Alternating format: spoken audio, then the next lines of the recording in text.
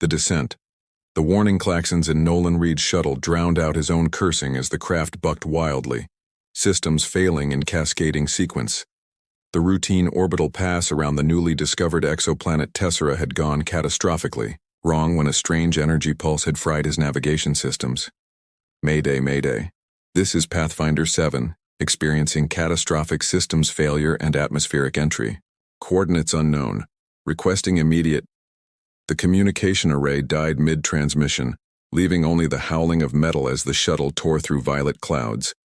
Nolan strapped himself in tighter, his 8 years of aerospace training narrowing to this single moment of crisis. The planet below, iridescent and wrapped in rings of luminous particles, had been deemed safe for observation but not landing. Now he was about to become intimately acquainted with its surface. Come on, he muttered, manually overriding the landing thrusters. A momentary burst gave him hope before they too failed. With nothing left but emergency protocols, Nolan activated the impact cushioning system and braced himself. The shuttle hit with bone-jarring force, skidding across a field of silvery grass-like vegetation before crashing into a stand of twisted crystalline trees. The impact flung Nolan against his restraints, darkness claiming his consciousness as emergency systems deployed the last oxygen reserves. When awareness returned, it came with the sensation of being watched. Nolan's eyes fluttered open to find himself no longer in the shuttle but lying on a bed of woven fibers that seemed to pulse with subtle light. The air smelled of something like cinnamon and ozone. "He wakes," came a melodic voice from his left. "So we see," answered another, nearly identical but with a deeper resonance from his right. Nolan turned his head, wincing at the pain in his neck, to find 2 tall humanoid figures regarding him with expressions of intense curiosity. They appeared female, with skin the color of burnished copper and eyes that shifted between emerald and sapphire. Their features were nearly identical, high cheekbones, aquiline noses, and full lips, but their demeanors were markedly different. The one on the left stood straight, her gaze analytical and probing, while the right figure leaned forward with open wonder. "I am Thalia," said the left figure, touching a delicate pattern of luminescent markings on her throat. "This is my sister, Myron. You have crashed into our sanctuary." Myron stepped closer, her movements fluid and graceful. "Your arrival was foretold in the crystal songs. Are you in pain, Resonant One?" Nolan attempted to sit up, finding his flight suit had been replaced with loose garments woven from the same light-infused material as his bed. "My name is Nolan Reed, astronaut with the International Space Coalition. My shuttle is beyond repair," Thalia interrupted, her tone matter-of-fact. "But you are not. The sanctuary's essence has already begun healing your injuries." Looking down, Nolan noticed the cuts and bruises from the crash were indeed nearly healed, covered in a thin film of iridescent material. "What is this place, and what did you call me? Resonant One?" The twins exchanged a look that conveyed volumes in silence. "You have arrived at a crucial moment," Myron explained, her voice gentle. "Our world, Tessera, is dying. The crystalline network that sustains all life is fading, and with it, our people." Thalia stepped forward, her movements precise and controlled. "For generations, our seers have spoken of an off-worlder whose biological signature would harmonize with our planet's core, one who could restore the resonance." "That's not possible," Nolan said, finally managing to stand on unsteady legs. "I'm just a human. There must be some mistake." "No mistake," Myron said, approaching with a small glowing crystal in her palm. "Your very cells sing in harmony with our world. Listen." She held the crystal near his chest, and it immediately brightened, emitting a tone that seemed to vibrate through Nolan's entire being. The sensation was both unsettling and oddly familiar, like remembering a dream he'd never had.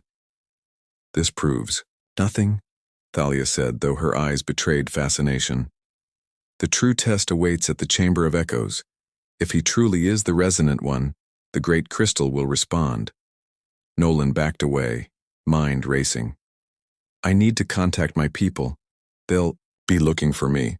Your signal cannot penetrate our atmosphere," Thalia said. "And even if it could, would you leave knowing you might be the only hope for an entire world?" Before Nolan could respond, a tremor shook the chamber, sending crystal dust raining from the ceiling. The twins steadied themselves with practiced ease. "The degradation accelerates," Myron said worriedly. "We must bring him to the chamber soon." "I haven't agreed to anything," Nolan protested. Myron's eyes softened. "We do not seek to force you, Nolan Reed. But at least let us show you what is at stake." She gestured toward an archway that hadn't been there moments before, opening onto a balcony overlooking a vast landscape. Hesitantly, Nolan followed the twins outside and gasped at what he saw. A city of crystal and living matter stretched before him, structures growing from the ground itself. But throughout, dark patches of decay marred the beauty. Crumbling towers, withered growth, and dim crystals that should have shone brightly. "This is only the beginning," Thalia said quietly. "Soon all of Tessera will look like this, and then nothing will remain." Nolan stared at the dying world, feeling an inexplicable connection to its plight.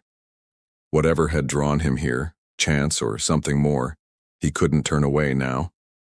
"Show me this chamber," he said finally. "I want to understand." The twins nodded, in unison, relief evident in their expressions. Neither mentioned the ancient text that foretold the Resonant One would need to give everything to save their world. The journey to the Chamber of Echoes took Nolan and the twins through the heart of what they called the Lumina Sanctuary. Unlike the decaying outskirts he had glimpsed from the balcony, this central hub still pulsed with vibrant energy. Crystalline, spires reached skyward, connected by translucent walkways that seemed to form and dissolve as needed. Tesserans moved about their daily lives, their copper skin gleaming under the light of 3 small moons visible even in daylight. "Your people," Nolan observed as they walked. "They all look similar to you two." Thalia nodded without slowing her purposeful stride. "We are a collective species. Genetic variation occurs primarily in twin pairs, one analytical, one intuitive, to balance our society. Yet you and Mirren are unique," he pressed, noticing how other Tesserans regarded the twins with deference. Mirren smiled, her eyes shifting to a deeper blue. "We are the last guardian pair. Our connection to the planetary consciousness is strongest, which is why we sensed your arrival before anyone else." They descended a spiraling pathway into the earth, surrounded by increasingly larger crystals that hummed with subtle resonance. The air grew thick with energy that made the hairs on Nolan's arms stand on end. "The chamber lies at the nexus point of Tessera's crystalline network," Thalia explained. "From here, the ancient guardians once communicated with every living entity on our world." "Until the severance," added Myron, her voice dropping to a whisper. Before Nolan could ask about this severance, they were intercepted by a stern-faced Tesseran whose markings glowed an angry red against ashen skin. "Guardians," the figure said, bowing stiffly. "The Council requests immediate audience regarding the off-worlder." Thalia straightened, her own markings flaring in response. "Counselor Dravek, we are completing the verification protocol as tradition demands. Traditions that predate the severance have no place in our current crisis," Dravek replied, eyeing Nolan with undisguised suspicion. "This creature cannot possibly be the Resonant One. The prophecies speak of harmony, yet his very biology is dissonant with our world." The crystal responded to him, Mirren countered, stepping protectively closer to Nolan. Dravek's laugh was cold, a minor harmonic, nothing more. "Meanwhile, the withering spreads while you indulge in mythological fantasies." "The Council approved our investigation," Thalia said firmly. "Step aside, Counselor." For a tense moment, Dravek seemed ready to refuse, but finally moved with reluctance. "Proceed then, but know that others share my concerns. Bringing an alien to our most sacred site risks accelerating the very catastrophe you hope to prevent." As they continued downward, Nolan felt the weight of Dravek's accusations. "He's not alone in his thinking, is he?" "No," Thalia admitted. "Many believe salvation must come from within, through technological means. They call themselves progressives. While traditionalists like us believe the ancient knowledge still holds wisdom," Myron added. "The division grows wider as our world dies. They finally reached a massive chamber where the walls, floor, and ceiling were formed from a single, continuous crystal that seemed to breathe with light. At the center stood a formation resembling a throne, facing a towering crystal spire that pulsed with the rhythm of a heartbeat. "The Great Crystal," Thalia announced, "the physical manifestation of Tessera's consciousness." Nolan approached cautiously, drawn by an inexplicable familiarity. "What am I supposed to do?" "Sit." Mirren guided him to the crystal throne. "And listen." Hesitantly, Nolan lowered himself onto the seat. Immediately, the chamber's light intensified, and the humming crystalline resonance grew to a chorus that vibrated through his body. Images flooded his mind, landscapes he'd never seen, creatures beyond imagination, and beneath it all, a presence vast and ancient. "It's alive," he gasped, gripping the arms of the throne as vertigo threatened to overwhelm him. "Yes," the twins confirmed in unison, their own markings glowing brightly in response to the chamber's activation. Through the kaleidoscope of visions, Nolan glimpsed Earth, his home, but from an impossible perspective, as if viewed through the lens of countless years. He saw connections between Tessera and Earth, threads of something like DNA spiraling between the worlds across the void of space. Then came images of devastation, crystals darkening, life withering, and at the center of it all, a tear in the fabric of reality, the severance that Myron had mentioned. The planet was bleeding energy into space, its life force draining away.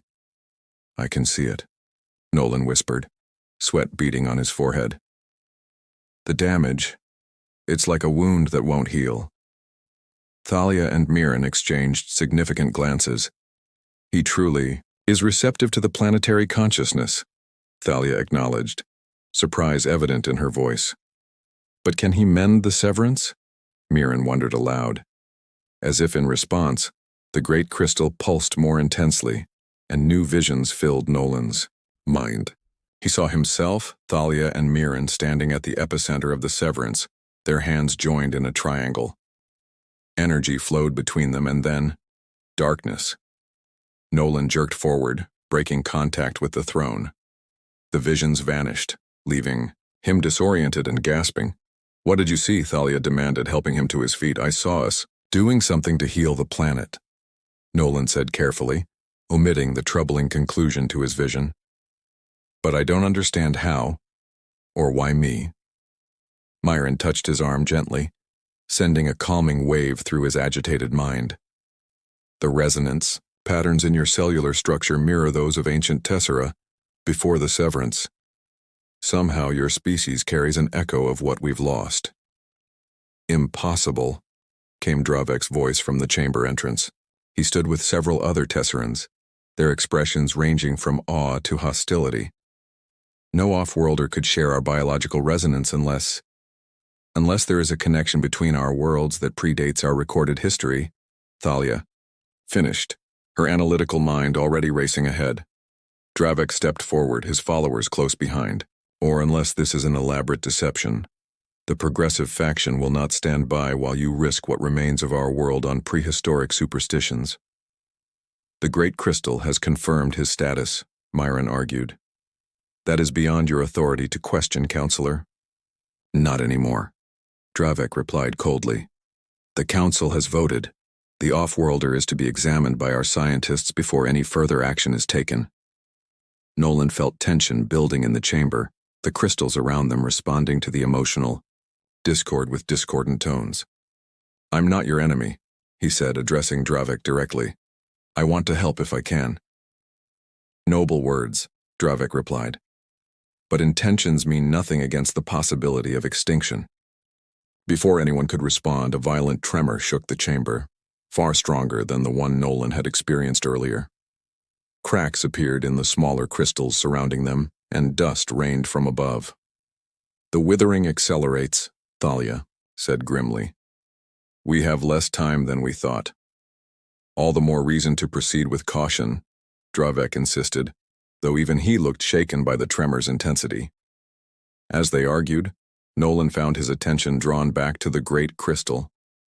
Within its depths he glimpsed a fleeting image, a map leading to something hidden beneath Tessera's surface, something connected to the severance. "There's another way," he said suddenly, interrupting the debate. All eyes turned to him. "The crystal showed me a place. I think it's where the severance began." Myron's eyes widened. "The fracture point? Its location was lost generations ago." "Not lost," Nolan said with growing certainty. "Just waiting for someone who could see it." Dravek scoffed. "Convenient timing for such a revelation." "I can lead us there," Nolan insisted, meeting the counselor's skeptical gaze. "If I'm wrong, you lose nothing, but if I'm right—" "If you're right," Thalia said thoughtfully, "we might understand the severance well enough to heal it."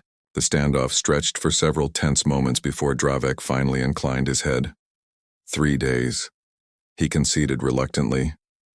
"After that, the off-worlder submits to our examination, regardless of what you find."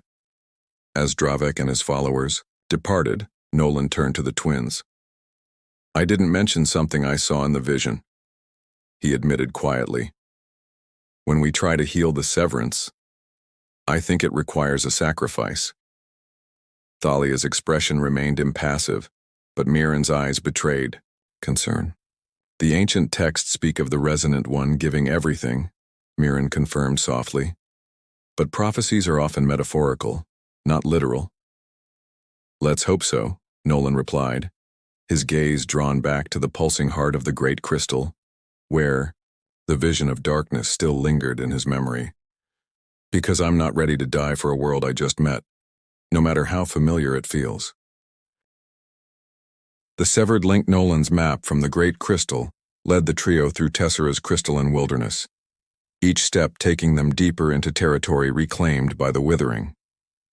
Dead crystal formations jutted from the ground like skeletal fingers, and patches of once vibrant vegetation lay gray and lifeless.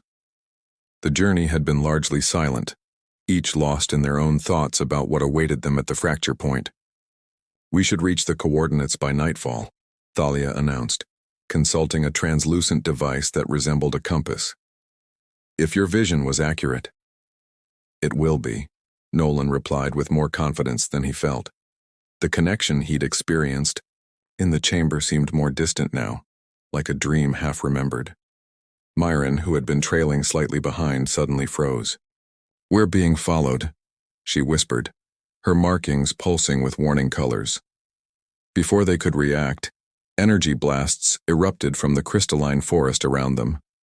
Dravek's forces had anticipated their route. "Run!" Thalia shouted, pulling Nolan toward a ravine as Myron created a defensive barrier with her own energy. The ground beneath them suddenly gave way, not from the attack, but from a massive tremor that split the earth itself. Nolan felt himself falling, Thalia's hand torn from his grasp. He tumbled through darkness, crystal shards raining around him, before landing hard on a ledge deep below the surface. Pain lanced through his leg as he tried to stand.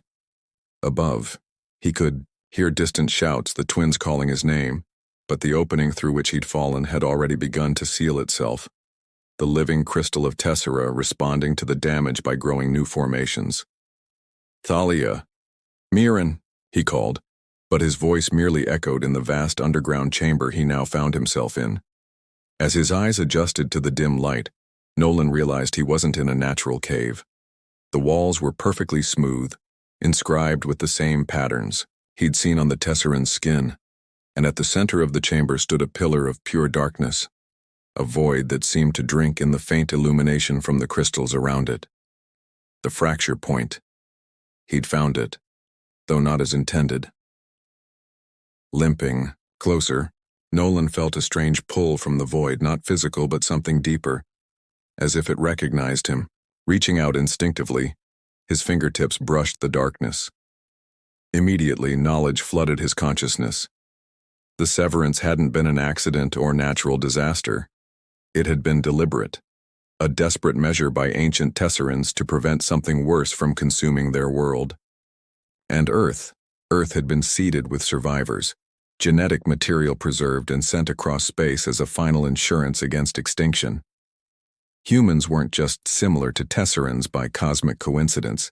They were descendants, evolved over millions of years but carrying the same fundamental resonance patterns. This was why he could communicate with the Great Crystal. Why he was the resonant one. Not because he was special, but because he was family.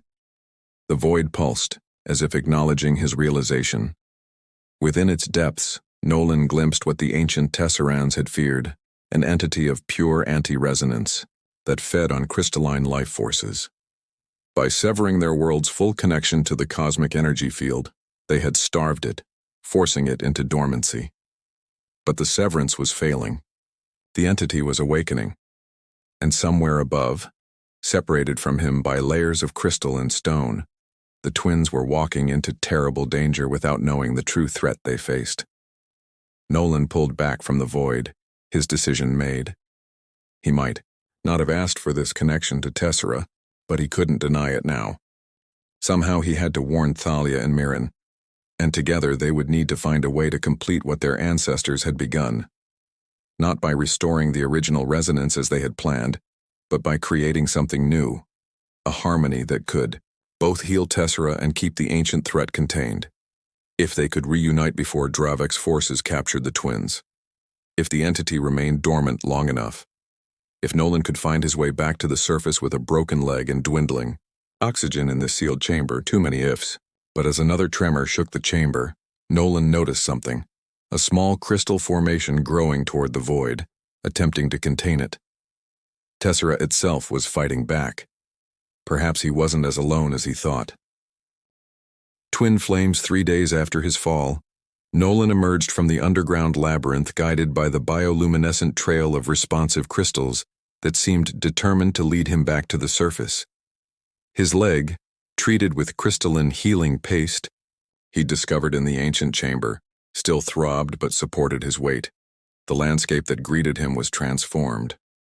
The withering had accelerated dramatically. Nearly everything was gray and lifeless. In the distance, even the towers of the luminous sanctuary drooped like melting candles. A familiar melodic tone caught his attention. Following it, he found Myron, huddled in a crystal hollow, her once vibrant markings now pale and flickering. "Nolan," she breathed, reaching for him with trembling hands. "You live. I felt it. But Thalia, where is she?" he asked, kneeling beside her. "Dravek," Mirren whispered. "He's taken her to the Great Crystal. He believes sacrificing a guardian will re-establish resonance." Her eyes met his, filled with urgency. "But you found it, didn't you? The truth of the severance." Nolan nodded grimly. "It wasn't meant to be healed, it was a containment measure. There's something inside Tessera. Something ancient and hungry that feeds on the same energy that gives your world life. The Devourer," Myron named it, surprising him. "There are legends, but we thought them children's tales." Nolan helped her stand. "Your ancestors knew better. They severed the full connection to starve it, sent genetic material to Earth as insurance. Myron, I think I'm descended from your people." Her eyes widened in understanding. "That's why the resonance patterns match. You're not an off-worlder at all. You're a lost child of Tessera."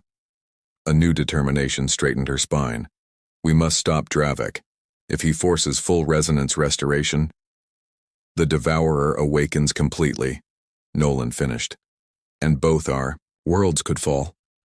They moved through the dying landscape toward the sanctuary, Mirren growing stronger as their shared purpose solidified. She explained how after Nolan's fall, Dravek had seized control, declaring the Resonant One dead and traditional methods failed. Thalia fought him, insisted we search for you. When the withering worsened, he used it as proof that your presence had accelerated our decline. And the other Tesserans believed him? "Fear makes for poor judgment," Mirren said sadly. "But not everyone. We have allies waiting." At the sanctuary's edge, they were met by a small group of Tesserans led by a youth whose markings identified them as an apprentice guardian. "Fala has maintained our communication network," Myron explained. "Dravek's ceremony begins at moonrise. Thalia has resisted the forced bonding, but her strength wanes. Nolan studied the sanctuary's crystalline structure with new understanding. "We don't need to fight our way in," he said suddenly. "The crystals remember me now. They'll respond to my resonance." Placing his hand against the external wall, Nolan focused on the connection he'd felt in the underground chamber. The crystal warmed beneath his palm, then melted away, forming an opening just large enough for their group to slip through. They moved through secret passages within the crystal walls themselves, the living structure guiding them toward the chamber of echoes where Dravek held Thalia. Twice they narrowly avoided patrols of Dravek's supporters. When they finally reached the chamber's outer ring, the sight that greeted them chilled Nolan's blood. Thalia was bound to the crystal throne, her life force visibly draining into the great crystal, which pulsed with unnatural brightness. Dravek stood before it, arms raised in triumph as the assembled progressives chanted in unison. "He's forcing the resonance restoration," Myron whispered in horror. "Already the barriers thin around the fracture point." Nolan felt it too, a distant rumbling that had nothing to do with physical tremors and everything to do with the ancient entity stirring from its dormancy. "We need a new kind of resonance," he said, an idea forming. "Not restoration, not severance, but transformation. Thalia, you and I, we form a triad that the ancestors couldn't have foreseen. Human and Tesseran, analytical and intuitive, past and present." Myron's eyes lit with understanding. "A harmonic convergence rather than a return to the original state." "Exactly. But first we need to free your sister." They moved silently into position, using the distraction of the ceremony. Nolan caught Thalia's eye across the chamber. Even weakened, her analytical mind was already calculating their chances, her slight nod telling him she understood their intent. As Dravek reached the ceremony's crescendo, Nolan gave the signal. Their allies created a diversion at the chamber's main entrance while Nolan and Mirren approached the crystal throne from behind, using the passages within the crystal itself. The moment they touched Thalia, a connection formed between the three of them, a circuit completed. Energy surged, not draining away but amplifying, creating a feedback loop that shattered Thalia's bonds and knocked Dravek backwards. "Stop them!" Dravek screamed as the twins and Nolan joined hands, forming a triangle at the center of the chamber. "They'll doom us all!" But it was too late. The great crystal responded to their unified resonance, its light shifting from harsh brightness to a deep, pulsing glow that spread outward through the crystalline network of the entire planet. "It's working," Thalia gasped, her analytical mind processing the energy flows. "The new harmonic pattern, it's creating a secondary network around the primary one." "A containment field," Nolan confirmed, feeling the knowledge flow through their connection. "And a new kind of life for Tessera." As the transformed resonance spread across the planet, the withering began to reverse, not by returning to its previous state, but by evolving into something new. Crystal formations that had been transparent now held swirls of color, and the very air seemed to vibrate with renewed purpose. Dravek stared in disbelief as his supporters fled the chamber. "What have you done?" he demanded. Mirren answered, her voice strengthened by the connection. "Not what the ancestors feared, nor what you demanded. Something new. A third path." Together the three looked toward the great crystal which now displayed a vision of Tessera transformed, neither severed from the cosmic energy field nor fully exposed to it, but selectively connected through the unique triad they had formed. The danger wasn't over. The devourer still existed within the depths of the planet. But now at least they had found a way to contain it while allowing Tessera to live and grow once more. Resonance complete. One full cycle of Tessera's 3 moons had passed since the formation of the new harmonic resonance. The landscape had transformed, with crystalline structures now exhibiting vibrant colors unseen for generations. Where dead formations once stood, new growth emerged with swirling patterns that seemed to echo the triad connection between Nolan and the twins. In the central plaza of the revitalized Lumina Sanctuary, Tesserans gathered to witness the completion of the bond. The atmosphere was charged with both celebration and lingering uncertainty. Their world had been saved, but changed into something neither fully old nor entirely new. Nolan stood between Thalia and Mirren at the center of a crystalline platform that amplified their unique resonance pattern. Around them, the surviving members of the council, minus Dravek, who had retreated into exile, observed with cautious optimism. "The final bonding will make permanent what we've begun," Thalia explained to the assembled crowd, her analytical precision bringing clarity to the complex process. "A sustainable resonance that will allow Tessera to thrive while maintaining the containment field around the fracture point," Mirren continued, her intuitive connection translating complex energy patterns into understanding. "The bond doesn't require sacrifice as our ancestors believed, but synthesis, the creation of something greater than its parts." Nolan stepped forward, addressing both the Tesserans and the delegation from Earth that had arrived after detecting the dramatic energy shifts in this sector of space. Among them stood Commander Haley, his superior officer, still struggling to accept the revelation that humans shared ancestral connections with the Tesseran people. "What we create today isn't just a healing for Tessera," Nolan said. "It's the beginning of understanding our shared heritage and perhaps a way to protect Earth from similar threats that may lie dormant there." The Earth delegation shifted uncomfortably at this suggestion, but the evidence was becoming difficult to ignore.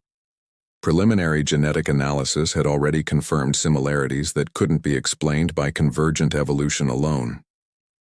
Fala, now recognized as the next Guardian apprentice, approached with a container of luminescent fluid extracted from the newly evolved crystal formations. "The essence is ready," she announced. "It will bind your resonance patterns permanently into Tessera's network." The three stepped into formation, hands joined to form their now familiar triangle. As Fala poured the essence over their joined hands, it didn't merely flow over their skin, but seemed to sink into it, creating matching markings that glowed, with the same pattern now visible throughout Tessera's crystalline landscape. Energy surged through the connection, not just between the three of them, but extending outward through the planet's entire network. For a moment, every Tesseran felt the connection, a harmonic resonance that acknowledged the ancient threat while creating a vibrant future, despite it. Through their linked minds, Nolan, Thalia, and Mirren glimpsed possibilities extending far, beyond Tessera, Earth's dormant crystalline network, other worlds seeded by their ancestors, and the vast cosmic web that connected them all. As the energy surge stabilized, Nolan found himself facing an unexpected choice: return to Earth as planned or remain on Tessera as part of the permanent triad. The bond they'd formed didn't require his constant physical presence, but his understanding of both worlds offered unique advantages. "You could be a bridge," Thalia said, her thoughts flowing directly into his consciousness through their new connection. "Ambassador to both worlds," Myron added, her empathic abilities sensing his conflicted desires. Nolan looked toward the Earth delegation, then back to the twins who had become so central to his existence in such a short time. The choice seemed impossible until he realized it wasn't binary at all. "Why choose?" he said aloud, the revelation spreading through their connection. "The resonance we've created doesn't respect physical distance. I can serve both worlds, traveling between them, while maintaining our bond." The great crystal in the Chamber of Echoes pulsed in confirmation, displaying visions of a new future, regular exchanges between Earth and Tessera, a sharing of knowledge and culture, and preparation for the possibility that Earth's own dormant threats might one day awaken. Commander Haley stepped forward. "The ISC would be amenable to establishing an official diplomatic presence, with you as the primary liaison, Reed." Dravek, who had been watching from the shadows, finally emerged. Though still skeptical, even he couldn't deny the transformation visible throughout their world. "The progressive faction acknowledges the success of your methods," he said stiffly. Unconventional as they were, Thalia acknowledged him with a nod. "All paths have value when the destination is survival." As the formal ceremony concluded, Nolan found a moment alone with the twins on a balcony overlooking the reborn landscape. Crystal formations that had been dead just weeks ago now pulsed with complex patterns of light and new life forms, hybrids. of crystalline organic matter, had begun to emerge in the previously barren fields. "It's not what any of us imagined," he admitted, watching a flock of crystalline avians soar through the violet sky. "Neither the restoration you hoped for, nor the technological solution Dravek wanted. The best paths are rarely those we anticipate," Myron said, her hand finding his. "They're the ones we discover together." Thalia, ever practical, was already focused on the future. "The containment will need monitoring. The Devourer is dormant but not destroyed." "A challenge for another day," Nolan replied, feeling the steady pulse of their shared connection. Human and Tesseran, Earth and alien world, past and future, bound together in harmonious resonance. In the distance, the 3 moons of Tessera, aligned in a rare configuration, casting rainbow light through the crystalline spires of the sanctuary. The triad bond hummed between them, a promise of challenges overcome and others yet to face, not alone, but together, across the vast distances of space and the even greater chasms of understanding. Not the end they had feared, but a beginning none of them could have imagined. A resonance complete yet ever evolving,